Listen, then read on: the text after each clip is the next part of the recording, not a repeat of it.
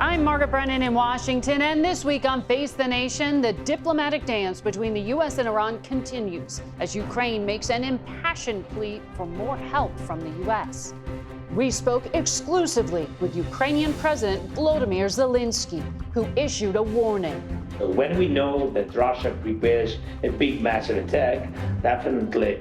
And urgently requested anti-ballistic missile weaponry from the U.S., whose supply is already stretched thin by that war with Iran.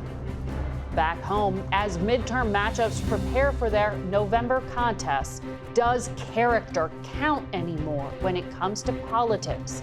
We'll talk with former Vice President Mike Pence, as well as Connecticut Democratic Senator Chris Murphy. They both have new books out, and they both have thoughts on the future of their respective political parties. We'll also hear from the outgoing head of the UN's World Food Program, Cindy McCain, on the difficulty of feeding the world in challenging times. It's all just ahead on Face the Nation.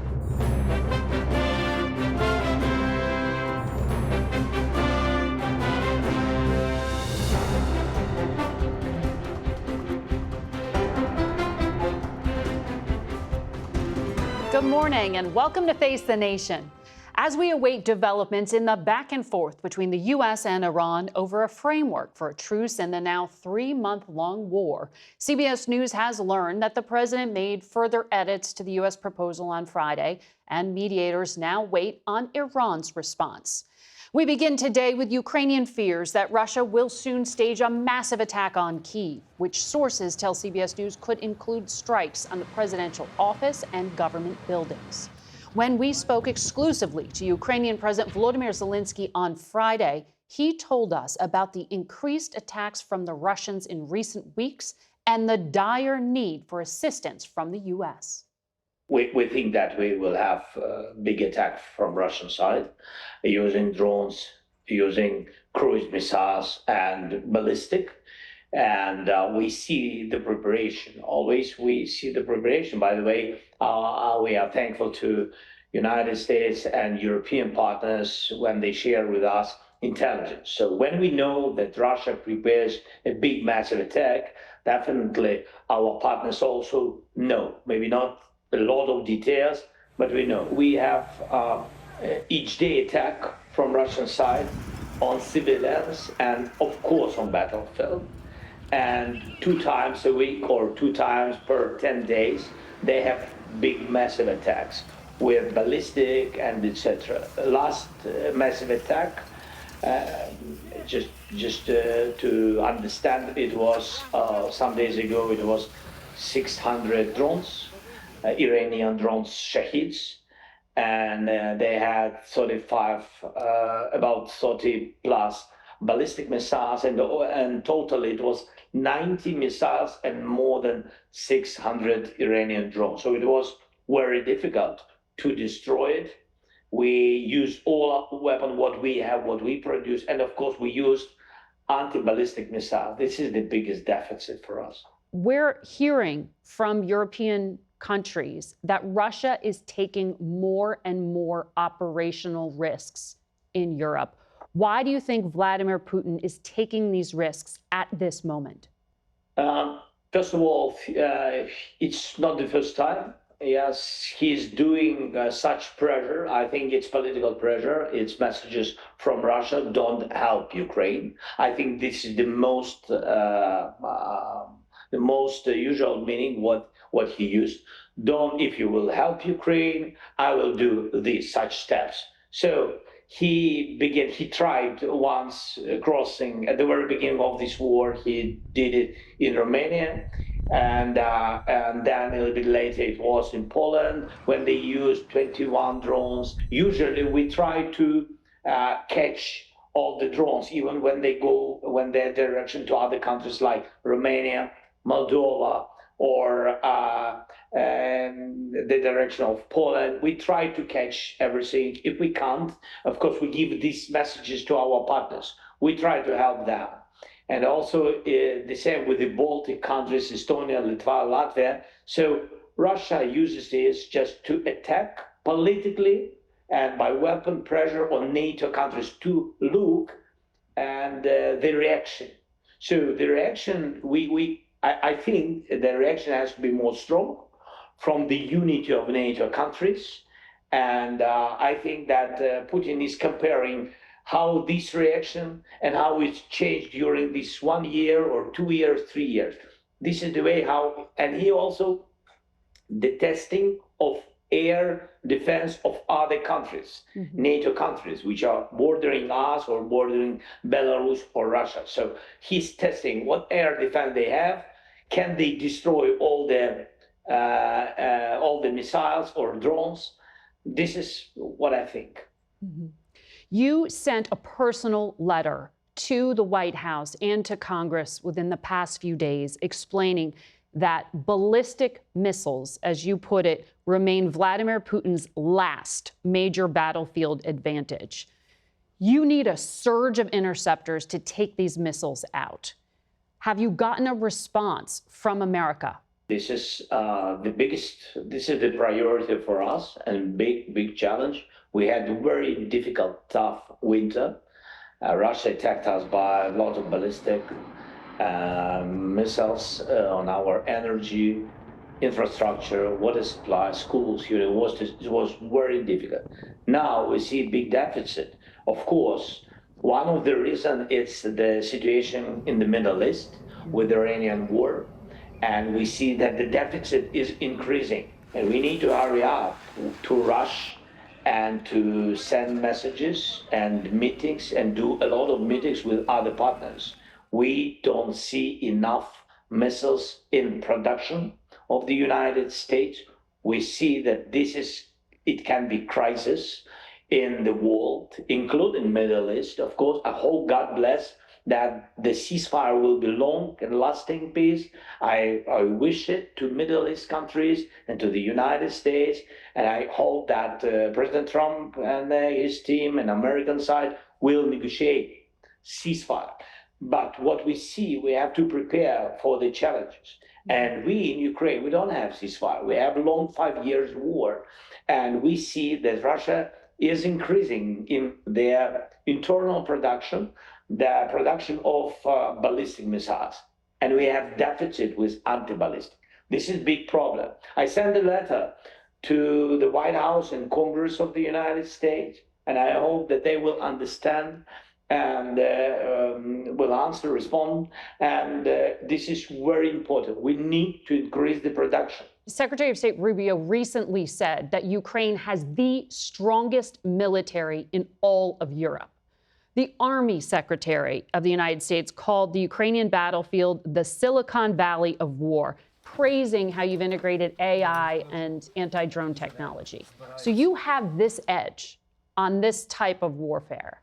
Can you use it in any way to take down these Russian missiles, or are you solely dependent on American manufacturing to help? When we've got messages to help in the Middle East to defend some bases with some American soldiers and also infrastructure of Middle East countries like Saudi or Emirates and etc. And I came with our groups. We sent more than 200 our experts. Such a level of soft and different kind of interceptors, radars, systems of electronic warfare, and nobody has. Secretary is right. So we have, and we can destroy all kinds of drones. We can destroy a lot of different missiles, but we don't have still in our total program and system, we don't have anti-ballistic. This is the biggest problem. Yes, we are on the way. By the way, I wanted to say, so we will build it. I know, but we need time for this. But during this time, we lose people. And we remember that the United States helped us from the very beginning of this war. So, of course, we are very thankful and we are ready to share what we have. But till the moment we will produce our European anti-ballistic system, till this moment, we need support from the United States. Secretary Rubio said there are no negotiations scheduled between Russia and Ukraine. He seems to be acknowledging this is completely stalled. President Putin's spokesperson said it is too early to speak in specifics about the end of the war. Do you think Russia can ever come to negotiate an end? Yes, of course. We are ready to speak bilaterally with Russia. I'm ready to meet with Putin if he will be ready. I think we need more sanctions. I think we need more pressure. And you asked when they will be ready and if they will be ready. Theoretically, I think yes. More sanctions, more pressure. They will be ready for the dialogue. Even now, they have losses. 35,000 soldiers, Russian soldiers per month. Wow. And it's a huge number of losses. Really, we increased this number. They increased the number to attack us, and that's why the number of losses is very big. And each month, you have to know that they mobilize, I think, the same very comparable number with losses. So this is a problem for them, the deficit of people, and they are on the way to the big crisis with the people. I think that all these things will push them to the dialogue. When is the last time you heard from Secretary Rubio or Steve Witkoff or Jared Kushner, the president's peace envoys? And will they ever come to Kyiv? Yes, we count on their coming to Kiev. I hope that they will find a possibility to come during 2 weeks. But at least I've got such message from my negotiation group. They told me that they had contacts with Steve and Jared, and they said that they are ready to come to Ukraine and to speak. Always if, Margaret, and today if it meant Middle East. Yeah. So I don't know what will be in the Middle East and how you close to negotiations, positive one, again, hope so. So I don't know it, but I think that we need to see American negotiation group in Ukraine. They've never been here. I think it's important not also for us. It's useful for them to understand, to see people that the life is going on, but we want to stop this war. It means to stop Russia. They've been several times in Moscow. I said previously about it. If they want to go this time to Moscow, they have to come to Kyiv and then go to Moscow. I think it will be helpful. Before I let you go, I just want to come back to what you mentioned in regard to drone technology and this offer that you made to the United States. Is the deal progressing or is it stalled? So we wanted very much to do the first drone deal with the United States, like with the first strategic partner, but the United States wanted to check all our types of drones.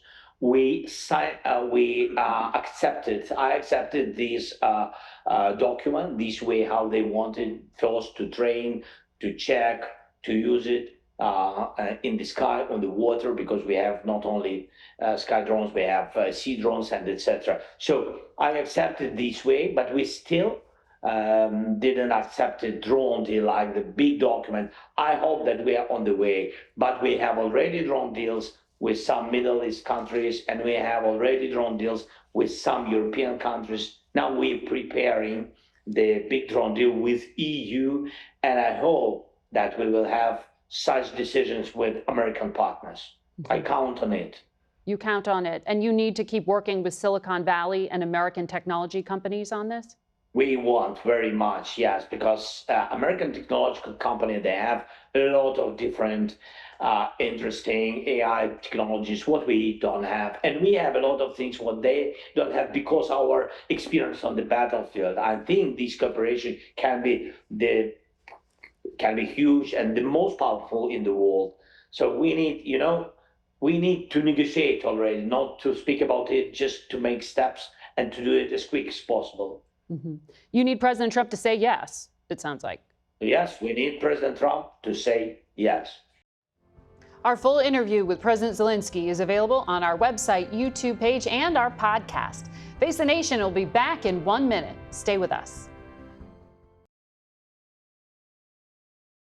And we're back now with Connecticut Democratic Senator Chris Murphy. He is the author of a new book, Crisis of the Common Good, The Fight for Meaning and Connection in a Broken America. He joins us from Hartford, Connecticut. Good morning to you, Senator. Good morning. I want to talk about your book in a moment, but just to pick up on where we left it with President Zelenskyy, do you believe that there is enough bipartisan support to press the Pentagon to reallocate some of these Patriots so he can take down all the incoming Russian missiles? Yeah, I doubt it, unfortunately. I think the story here has been pretty simple from the start. Donald Trump does not want to do what is necessary to support Ukraine, and the Republican Party will always follow his lead. We've had a bipartisan sanctions bill sitting on the Senate floor for a year and a half that would tighten the screws on the Russian economy, make it harder for them to fund the war. Donald Trump has basically had a veto on that bill. He won't allow Senate Republicans to bring it forward. He's been sitting on $400 million that Congress allocated to help Ukraine. He hasn't spent a dime of it, despite protests loudly, publicly and privately, from Senate Republicans. So I just think ultimately Donald Trump has decided he does not want to help Ukraine, and there doesn't seem to be enough courage in the Republican caucus to fight back. I mean, I hope I'm wrong about that. This is obviously a critical moment where Ukraine actually looks like it is about to be able to take a real offensive position. And so I'm rooting that they will finally stand up to the president on this. To your point on the $400 million, Hegseth, the Secretary of War, said that that was to be released, but we haven't seen anything more. I know you sit on the Appropriations Committee, so you have a chance to ask some of these questions potentially of Secretary Rubio when he sits before you on, I believe, Wednesday, asking for $33.6 billion budget. What's the top priority when you do get to ask questions of the Secretary? Well, the top priority is ending the war in Iran. This has been an absolute disaster for the United States. Obviously, the primary impact is here at home as families and businesses are being ruined by gas prices that are $6 a gallon in some places. But it's just been a humiliation for the United States. And it's made Iran more powerful. Of course, there's an impact in Russia as well. We've had to suspend sanctions on Russian oil in order to get their oil on the market. So the consequence of the Iran war is not just that Americans are dying, that prices are going up, but Russia is also getting more powerful. We're literally funding their war effort. So we need the Iran war to end. There's been this talk of a deal for months and months and months. I think the terms of the deal are pretty humiliating in and of themselves, but we just need this war done no matter the terms at this point. On the point about the sanctions, we talked about that President Zelenskyy, and you can see that full transcript online. But I know that the White House pushes back and says the money isn't that significant in terms of what Russia is able to pocket. You obviously disagree. Yeah, I mean, I just think from a moral perspective, no matter whether the money is a difference maker, the idea that we are helping Russia fund this war is ridiculous. It's not small potatoes. Russia is getting billions of additional dollars because of our sanctions relief. That's allowing them to buy some of the missiles that are on the verge of raining down on Kyiv. People are dying because of our help for Russia. So it's just bad enough that the Strait of Hormuz is closed and it's hurting our economy. The fact that we are adding insult to injury by the war in Iran helping Russia is just unacceptable. You have written this book that we mentioned, and I know that you said about it in a recent interview that 2028 Democratic contenders are texting you, talking to you about some of the ideas in it. Some of our recent CBS polling found that 62% of registered voters view the Democratic Party in a negative light. So how do you take these ideas and what's the main one Democrats need to hammer home to redirect the party? Yeah, this book is really about the spiritual crisis in the country that led to Donald Trump. This is a country that is feeling more lonely, more adrift, more exhausted by an economy that abuses workers, a culture in which we tell people that they can make themselves happy by just buying things instead of, being active citizens. And so it's a book about the underlying work that we have to do to unrig the economy so that people feel purpose and value, and unrig our democracy so that people feel power. And that's what the book really is about, the emotional state of the country. Here's what I think Democrats need to do. They need to understand that people are furious at the fact that our politics have become captured, and people are feeling out of control of their lives because they think we're all corrupt. They don't think Donald Trump is just corrupt. They think everybody in politics is corrupt. So Democrats need to be much louder about the ways that we're going to get billionaire and corporate money out of our politics, because people don't believe us when we say we're going to fix the economy if we don't also tell them how we're going to fix our democracy. Okay. Well, to that point about spirit and character, the campaign for Graham Plattner confirmed to CBS on Saturday that the Maine Senate candidate had sent sexually explicit texts to women other than his wife. This is in addition to other past controversies. Does he pass the character test? Yeah, I mean, I have not followed this story as closely as others have, but I mean, Graham Plattner is somebody that served our country. He served his community. He's also made mistakes, and he has admitted that. Character also involves standing up to people who are bankrupting and corrupting this country. And this race is going to be a contrast between somebody that has put his life on the line for this country against somebody that is literally empowering the moral hollowing out of our nation from the White House. So he certainly admitted that he has made mistakes, but I think this is going to be a pretty clear contrast in Maine between somebody who has spent his life protecting us versus somebody who seems to be protecting Donald Trump's corruption. Well, you know, I want to ask you as well about an interview that aired right before this program with my colleague Rita Braver on CBS Sunday Morning. She interviewed the former First Lady Jill Biden about the new book she wrote, in which she talks about the infamous 2024 debate, where the then president really couldn't answer questions. She says a lot of things, including that she thought her husband was having a stroke because he was incomprehensible. She admits that she said to him afterwards that he's really screwed up. But that's what she's revealing now. Democrats stridently, including on this program, said time and again that his cognitive abilities were fine. How do you convince the public that Democrats are telling the truth now? Yeah, listen, I think Democrats do have to be honest about the mistakes that we made in 2024. Obviously, in retrospect, Joe Biden should have stepped away from that race. We should have had an open contest.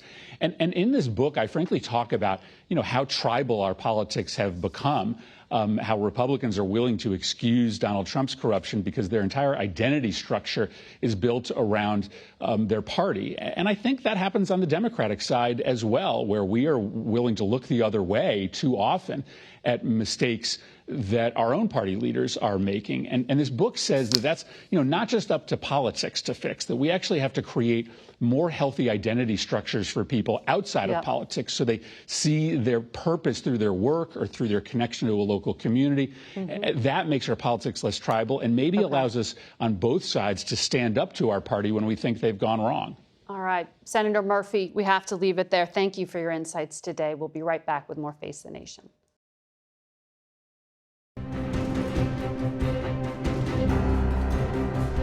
Welcome back to Face the Nation. We are joined now by former Vice President Mike Pence, who has a new book, What Conservatives Believe, Rediscovering the Conservative Conscience.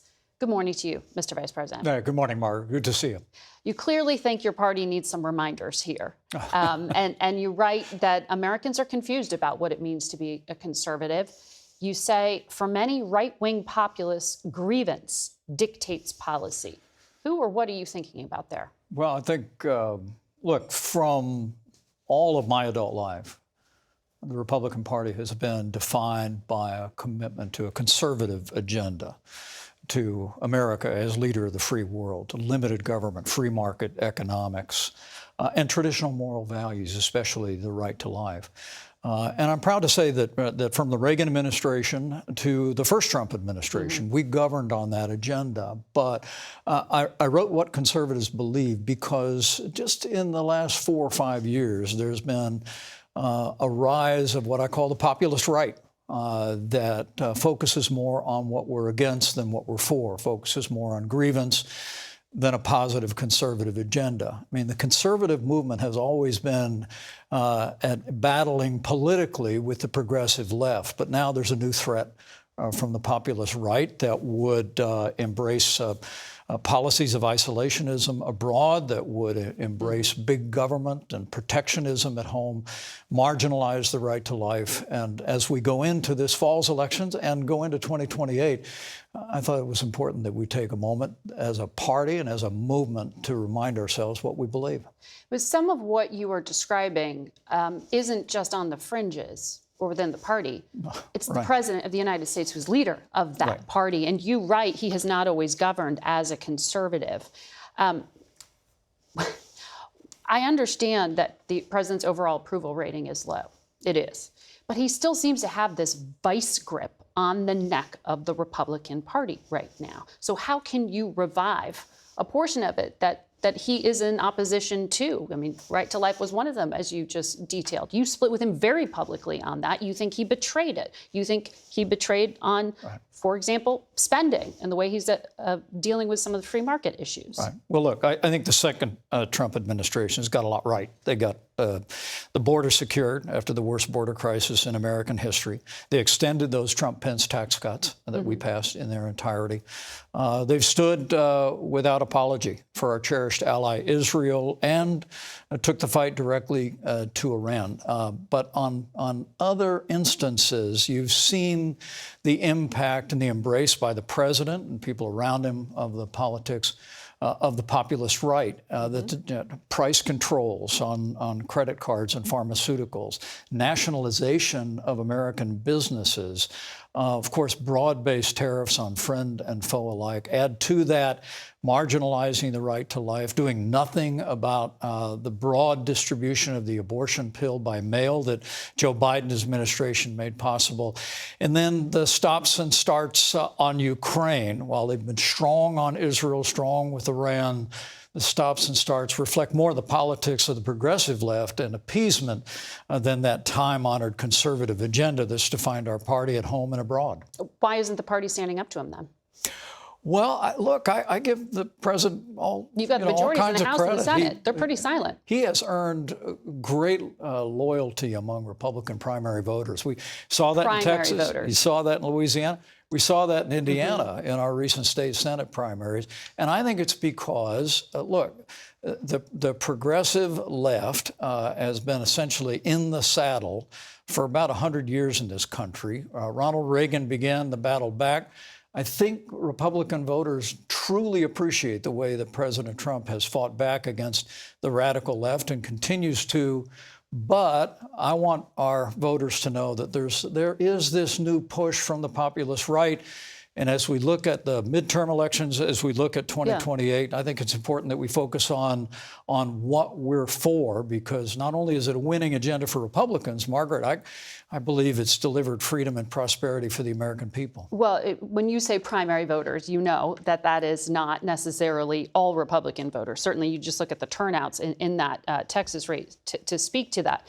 But isn't your party, from the president on down, with this gerrymandering push, locking in the changes that will only feed into that more extreme part of the party? Well, populist wing. It's awfully hard for Democrats to throw stones when they live in glass houses on gerrymandering. Sure, but doesn't gerrymandering disincentivize bipartisanship? Right. There's states around the country, though, where 40% of voters are Republicans, and there are no Republican representatives from those states in the Congress. So you support? I've never been a fan of partisan gerrymandering. But look, I have great confidence in the American people and in Republican voters. I think if we hold the banner of American leadership on the world stage, of limited government, free market economics, of traditional values and the right to life high, I think voters will rally to our cause in these midterms and in 2028, when we're going to decide whether the progressive left, with its embrace of socialism, is in the lead on the national stage, or whether a populist right that is a form of progressive politics. I mean, this is, when you look at the embrace of isolationism, protectionism, nationalization of companies, and marginalizing values, it's more and more an echo of what the left has provided I think, as President Reagan said years ago, the Republican Party ought to offer a choice, not an echo. But isn't the Vice President J.D. Vance an echo of all of those things? If President Trump's not a conservative, is J.D. Vance one? Well, look, let me say, I had lost count of the number of times President Trump corrected me when I said that a particular position was conservative. In fact, he said himself he's not a conservative. He's never really claimed to be. I'm less clear about the Vice President's views and his philosophy of government, but I'm very clear, as I wrote in my book, that there is this new tension within the Republican Party that will take those pieces of the agenda, the populist right agenda that President Trump has embraced, and try and make that the new direction of the Republican Party. I think that'd be bad for the Republican Party. I think it'd be worse for the country that needs a vigorous, strong, conservative party committed to freedom, committed to free markets, committed to traditional values. Talking about the midterms, you also spent a lot of time writing about character. And you say it matters. Last week, Texas Republicans voted to make, you know this is coming, Ken Paxton their nominee. He's the current AG who was impeached by the Republican-controlled House. Multiple charges of abuse there, including bribery. His wife, a sitting senator in that state, accused him of committing adultery and is divorcing him on, quote, biblical grounds. He was indicted in 2015 on securities fraud charges, though those charges were dropped. And the president chose him over a much more conservative, in your description, John Cornyn. Does the character of Ken Paxton represent your party? Well, I think, as I write in my book, I think character, integrity to principle are enormously important in the life of our movement and the life of our nation. But, you know, when I look at the Texas primary, when I look at Louisiana, Kentucky, Indiana's many state Senate races, I see it more as a reflection of the grip that President Trump has on Republican primary voters who are grateful for the way that he has stood up and fought against the radical left. Look, you look at where the Democratic Party is today. I mean, it's amazing to see if Republicans in part have lost our way with embrace of the populist right. Democrats have gone over the beam with embracing socialist candidates, socialist policies. So I think you would Republican separate yourself voters, from Ken Paxton. He does not Republican represent voters conservative want values. to push back on that. They respect the president's views.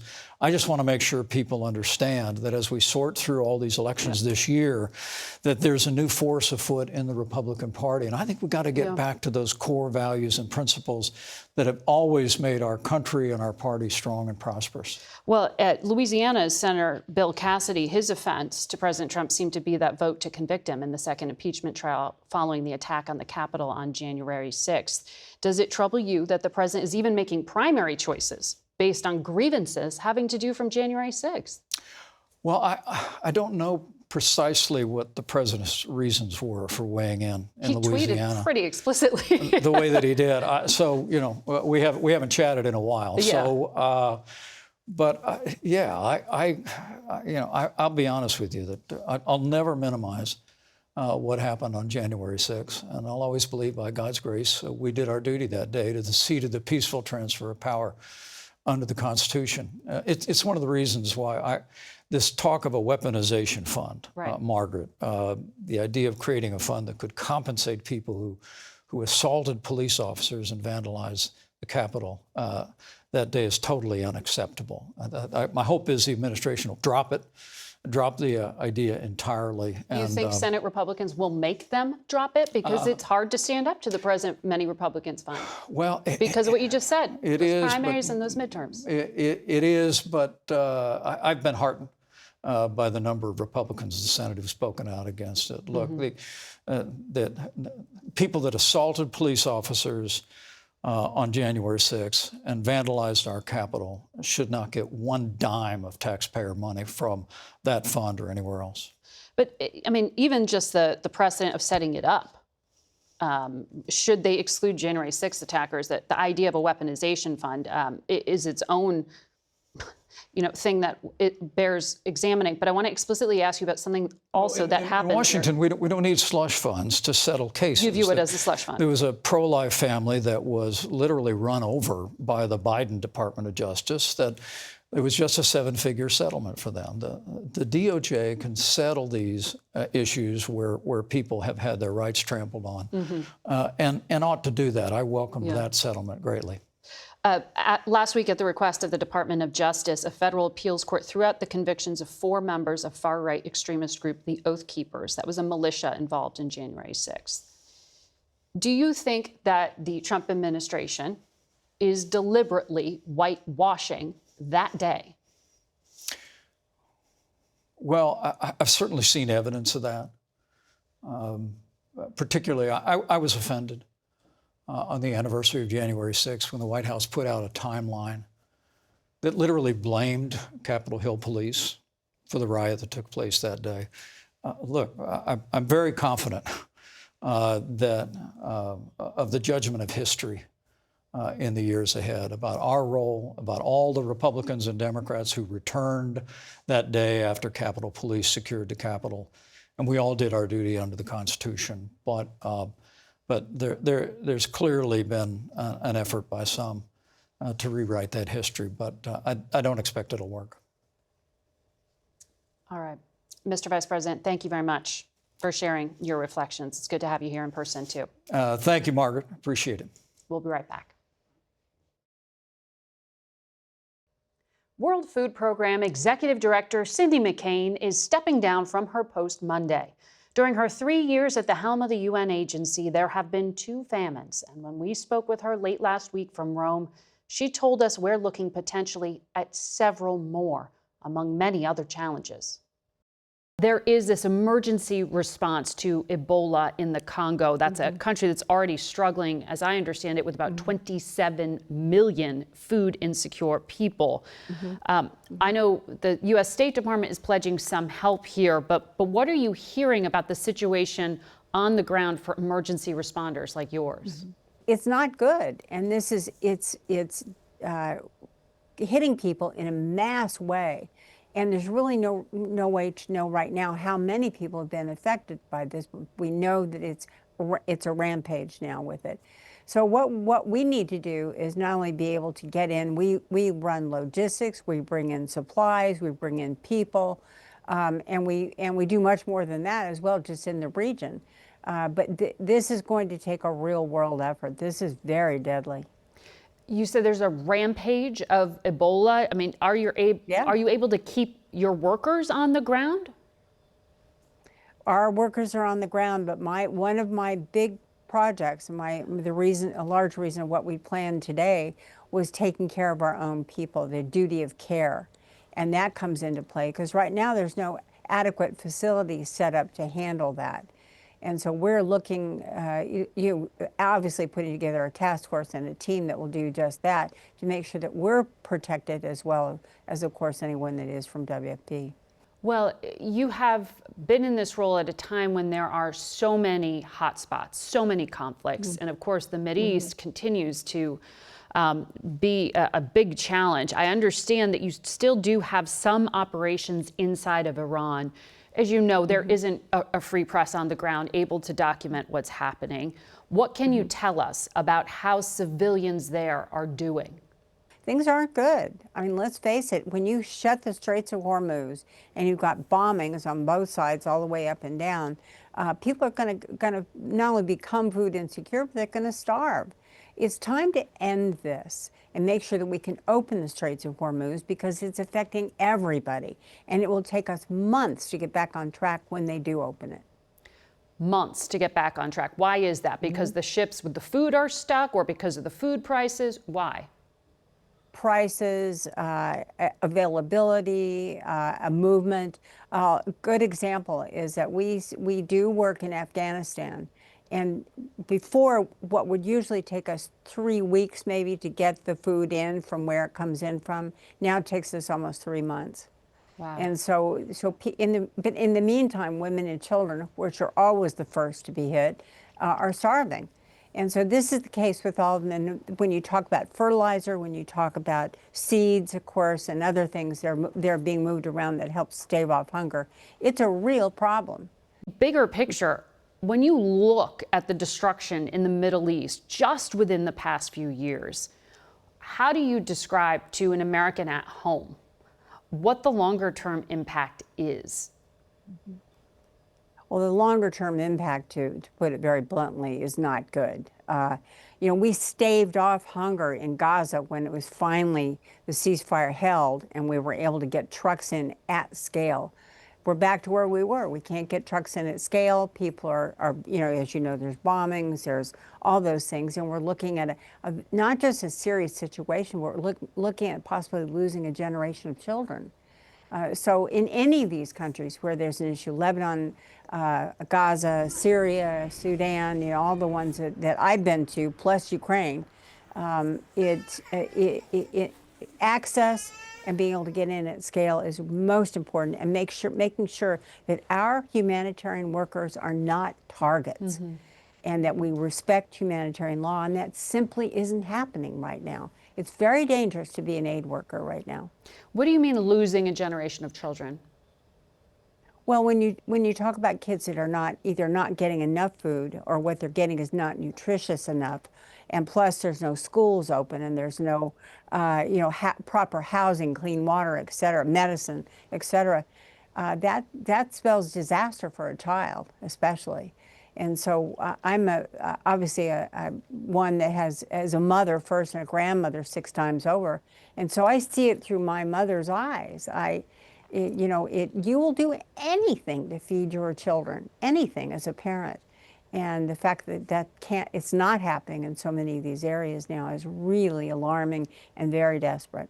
I've heard you say, feed them now or fight them later. You draw a direct connection to national security and radicalization. Yes. No, you're absolutely right.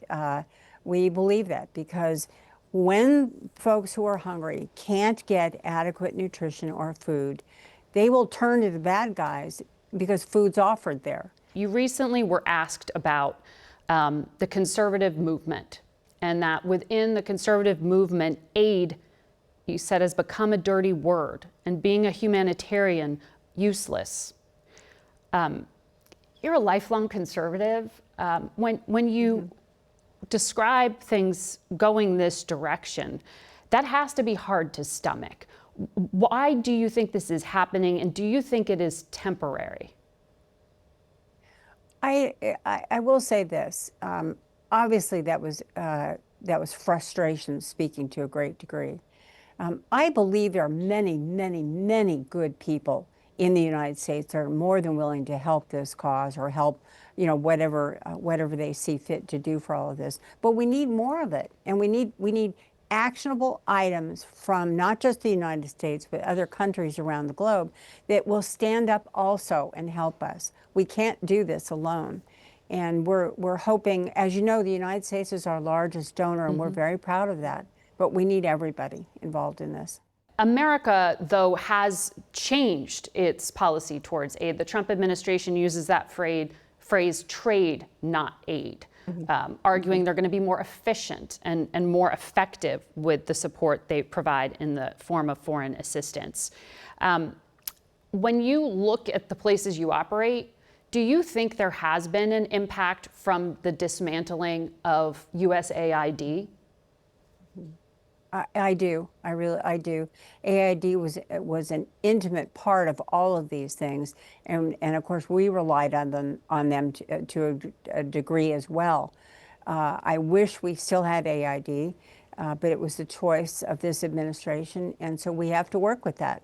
I am hoping, though, that eventually we can put back some of the soft power aspects that we were able to do as well. As you know, that's a very important part of at least U.S. aid. But again, I'm not criticizing anybody in the administration. I'm simply saying we need help. Our full interview with Ambassador McCain is on our YouTube channel and our website, and on Face the Nation's podcast platform.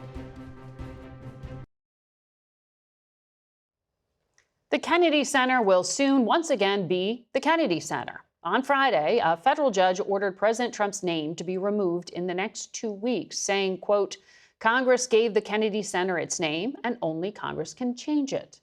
The judge also ruled that the Kennedy Center's board, led by President Trump's handpicked trustees, cannot move forward with its plan to close the facility in July for a multi-year renovation. President Trump expressed his frustration at the decision in a social media post and said that he had canceled involvement with the failing and unsafe to be in Kennedy Center. It's just the latest setback for the president's effort to reimagine some of Washington's historic landmarks. His renovation of the Lincoln Memorial Reflecting Pool and his demolition of the White House East Wing to build a ballroom are also facing legal challenges. We'll be right back.